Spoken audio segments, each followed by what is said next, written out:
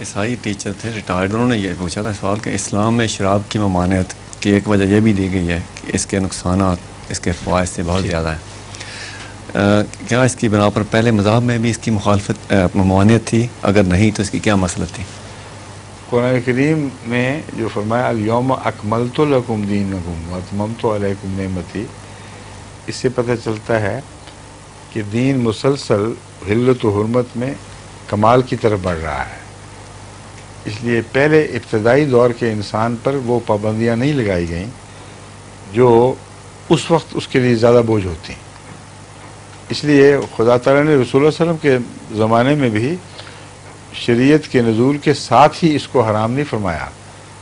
13 سال لگ گئے ہیں مکے میں، اور پھر مدینے میں بھی 1 سال یا 2 سال کا عرصہ گزرا ہے، تب جا کر یہ حرام ہوئی ہے.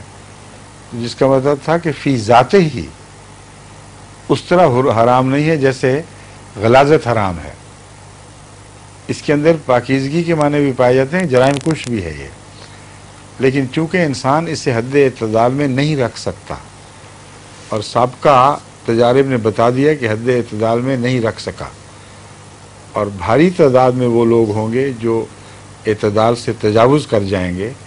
اس لیے عمومی مفاد کے پیش نظر خدا تعالیٰ نے فرمایا کہ اس کے چونکہ منافع سے ضرر بڑھ گئے ہیں، اس لیے اس کو چھوڑ دینا چاہیے.